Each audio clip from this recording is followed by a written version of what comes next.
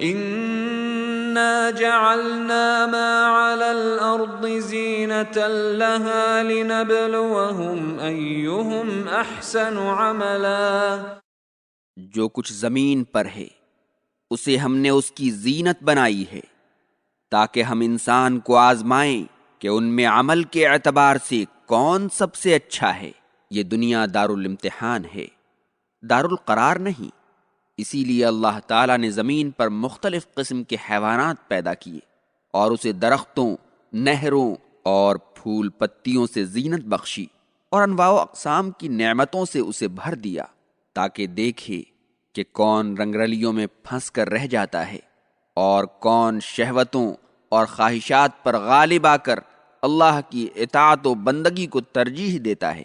اور ایک دن ایسا آئے گا کہ زمین اور اس پر موجود تمام اشیاء یکسر ختم ہو جائیں گی اور زمین بے آب و گیا میدان بن جائے گی۔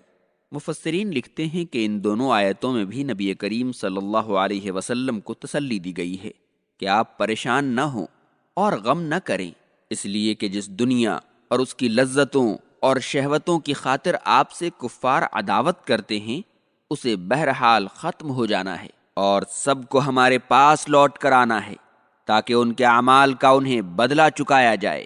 وَإِنَّا لَجَاعِلُونَ مَا عَلَيْهَا صَعِيدًا جُرُزًا، اور جو کچھ اس پر ہے اسے ہم ختم کر کے ایک ہموار میدان بنا دیں گے۔ ام حسبت ان اصحاب الكهف والرقيم كانوا من آیاتنا عجبا، کیا آپ سمجھتے ہیں کہ غار اور رقیم بستی کے رہنے والے ہماری قدرت کی نشانیوں میں سے ایک عجیب نشانی تھے؟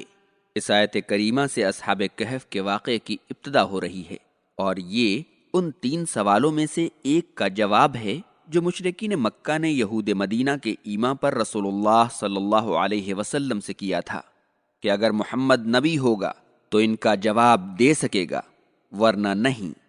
چنانچہ اللہ تعالیٰ نے آپ پر وحی نازل فرمائی اور اصحاب کہف کا واقعہ بیان کیا۔ اللہ تعالیٰ نے اس آیت میں فرمایا ہے کہ اصحاب کہف کا واقعہ اس کی سب سے بڑی نشانی نہیں ہے، اس کی تو بے شمار بڑی بڑی نشانیاں ہیں۔ جو باری تعالیٰ آسمانوں اور زمین کو پیدا کرنے کی قدرت رکھتا ہے اور جو دن رات کو ایک دوسرے کے بعد لاتا رہتا ہے اور جس نے شمس و قمر اور ستاروں کو مسخر کر رکھا ہے، اس کی قدرت کے نزدیک اصحاب کہف کا واقعہ کوئی بڑی بات نہیں۔ وہ تو ہر چیز پر قادر ہے، وہ تو اس سے بھی عظیم ترین نشانیاں لا سکتا ہے۔ اذ اوى الفتية الى الكهف فقالوا ربنا آتنا من لدنك رحمة وهيئ لنا من امرنا رشدا۔ جب ان نوجوانوں نے غار میں پناہ لے لی تو کہا، اے ہمارے رب، تو ہمیں اپنی رحمت عطا کر اور ہمیں ہمارے معاملے میں راہ راست پر رکھ۔ غار میں پناہ لینے والے کچھ نوجوان مسلمان تھے اور ان کے ساتھ ان کا ایک کتا تھا۔ ان کے ملک کا بادشاہ بت پرست تھا اور لوگوں کو بت پرستی پر مجبور کرتا تھا، اور جو لوگ اس کی بات نہیں مانتے تھے انہیں سخت سزا دیتا تھا۔ ان نوجوانوں نے اپنے دین و ایمان کی حفاظت کی خاطر اپنا شہر چھوڑ دیا اور ایک غار میں پناہ گزیں ہو گئے جو مقام ایکا کے قریب رقیم نامی وادی میں واقع تھا۔ ان نوجوانوں کو جب ذرا سکون ملا تو اپنے رب سے دعا کی کہ اے ہمارے رب، ہم نے جو شرک اور مشرکین سے کنارہ کشی اختیار کی ہے تو اپنی رحمت کو ہم پر سایہ فگن کر دے، اور اپنے دین کی خاطر اپنا گھر بار چھوڑا ہے تو ہر گام پر ہماری رہنمائی فرما اور کافروں سے ہمیں نجات دے۔ چنانچہ اللہ تعالیٰ نے ان کی دعا قبول فرما لی۔ ان کے کانوں پر ایک پردہ ڈال دیا جس کے سبب غار سے باہر کی آواز ان تک آنی بند ہو گئی، اور اللہ نے انہیں ایسا سکون عطا فرمایا اور وہ دشمنوں سے اس طرح امن میں آ گئے کہ 309 سال تک سوئے رہے۔ اس طویل مدت کے بعد اللہ تعالیٰ نے انہیں نیند سے بیدار کیا تاکہ وہ اس بات کا مشاہدہ کریں کہ ان کی نیند کی مدت کا جن دو گروہوں نے اندازہ لگایا تھا ان میں سے کس کا اندازہ حقیقت سے زیادہ قریب تھا، اور تاکہ اس کے دیگر بندے اس طویل مدت تک ان نوجوانوں کے بغیر طعام و شراب کے رہنے کے بارے میں غور و فکر کر کے اللہ کی وحدانیت اور اس کی قدرت مطلقہ پر ایمان لائیں۔ فضربنا على آذانهم في الكهف سنين عددا، تو ہم نے ان پر غار میں کئی سال کے لیے گہری نیند طاری کر دی۔ ثم بعثناهم لنعلم أي الحزبين أحصى لما لبثوا أمدا، پھر ہم نے انہیں اٹھایا تاکہ معلوم کریں کہ دونوں گروہوں میں سے کس نے ان کے اس حال میں رہنے کی مدت کو زیادہ اچھی طرح گن رکھا ہے۔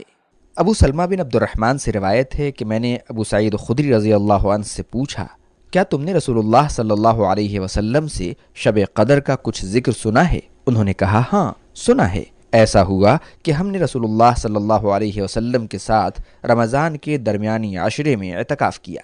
حضرت ابو سعید نے کہا ہم 20ویں تاریخ کی صبح کو نکلے۔ انہوں نے کہا پھر آپ صلی اللہ علیہ وسلم نے ہم لوگوں کو 20ویں تاریخ کی صبح کو خطبہ دیا۔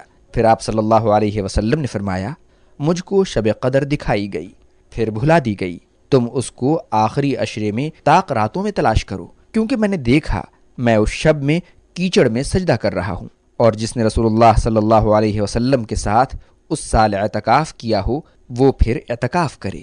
یہ سن کر لوگ مسجد میں لوٹ آئے۔ اس وقت آسمان میں بادل کا ایک ٹکڑا بھی دکھائی نہیں دیتا تھا، لیکن ایک بادل کا ٹکڑا آیا، پانی برسا اور نماز کی اقامت ہوئی۔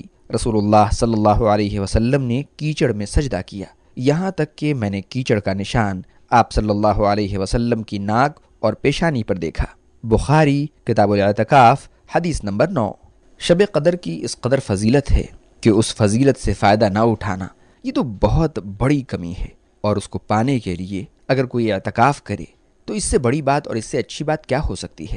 حضرت عائشہ رضی اللہ عنہا سے مروی ہے جب رمضان کا آخری دھاگا شروع ہو جاتا تو رسول اللہ صلی اللہ علیہ وسلم کمر کس لیتے، رات بھر جاگتے رہتے اور اپنی بیویوں کو بھی جگاتے۔